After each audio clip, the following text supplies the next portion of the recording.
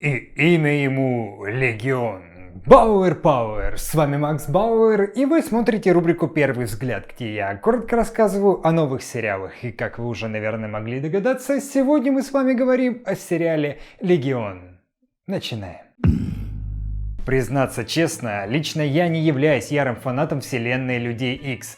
Нет. Безусловно, во времена дефицита контента, созданного по комиксам, как и самих комиксов, я с большим удовольствием смотрел все мультсериалы по ним и был в дичайшем восторге от выходивших тогда фильмов. Со временем, конечно, сформировался какой-то вкус и были выбраны любимые персонажи, но сегодня мы говорим не об этом. Да, безусловно, персонаж, созданный писателем Крисом Клэрмонтом и художником Биллом Сенкевичем, пусть и является самым мощным мутантом на Земле, к самим Людям Икс имеет разве что родственные связи по линии своего отца, небезызвестного Чарльза Ксавьера. Насколько мне известно, в саму команду он никогда не входил, во многом благодаря стараниям авторам этого героя, конечно же. Вообще, Легион очень сложный персонаж из-за своего диссоциативного расстройства личности, и ведь нужно учитывать тот факт, что каждая его личность отвечает за отдельную суперспособность. Но чтобы не заниматься тупым цитированием, просто зайдите на Википедию, дабы до конца понять и прочувствовать, так сказать, весь масштаб действия. Ведь даже обычное описание героя и его, скажем так, похождений написано безумно сумбурно, и хотя бы разобраться в этом уже надо попробовать. Что же касается самого сериала, то повествование начинается с самого начала.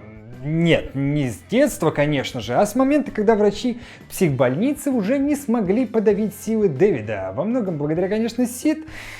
Но не будем спойлерить, так что впереди нас ожидает долгое повествование становления персонажа и его обучения. Хотя, может и недолгое, я ручаться не буду. Просмотрев пару серий, не сказать, чтобы я проникся симпатией к новому проекту FX. Даже наоборот, происходящее на экране всяческими способами пытается меня оттолкнуть от дальнейшего просмотра.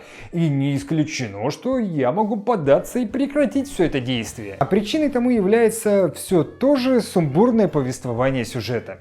Нет, я не говорю, что это плохо, не подумайте, ведь нам показывают все то, что происходит в голове у Дэвида, засовывают нас, так сказать, в его шкуру, где мы можем прочувствовать все то, как ему тяжело живется. Просто я не особо люблю, когда меня пытаются запутать всеми силами только ради того, чтобы в конце взять и распутать. Однако отрицать тот факт, что снято это все довольно-таки красиво, будет, конечно же, глупо. Хоть и выглядит это все так, как будто человек, что монтирует серии, недавно открыл для себя интернет и теперь практикует сразу несколько уроков по визуальным эффектам в одной серии, из-за чего мы видим все это, скажем так, безобразие. То тебе кружочки всплывают, то вот эффект как будто вот маленький город, то полоски какие-то появляются. Но опять же повторюсь, я прекрасно понимаю, что так и надо, что это визуализация всего того хаоса, что происходит в голове у главного героя.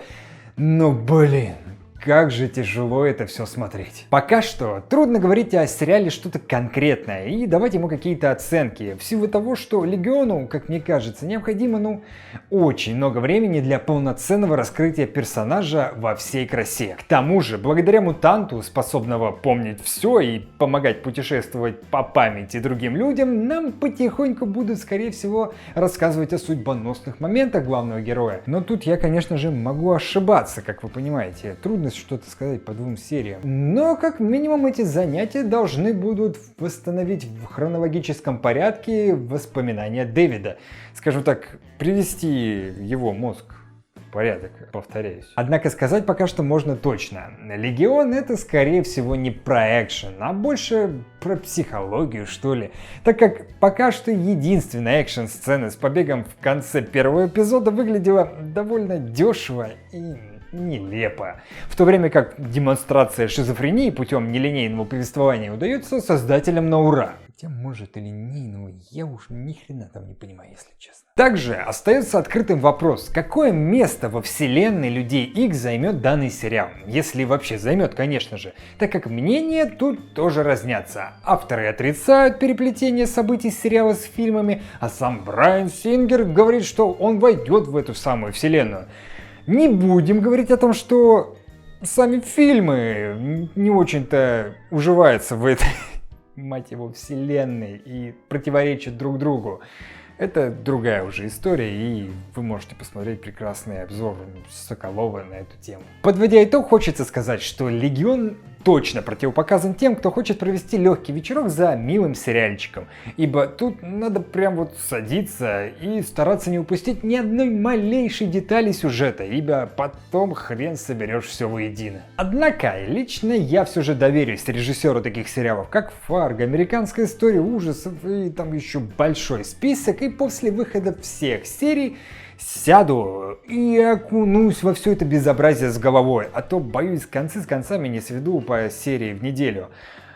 Но если у вас достаточно времени и более усидчивое внимание, чем у меня сейчас, то обязательно смотрите и наблюдайте. И, конечно же, пишите в комментариях, кто посмотрел Легион, как вам финальный танец в конце первой серии, особенно чувак, что находился в кустах. И делитесь мнениями по поводу этого сериала. Ну а с вами был Макс Бауэр. Ставьте лайки, подписывайтесь на канал, поделитесь этим видео с друзьями. И не забывайте, что сериалы как фломастеры, каждому свое. Ну и до следующего ролика. Пока!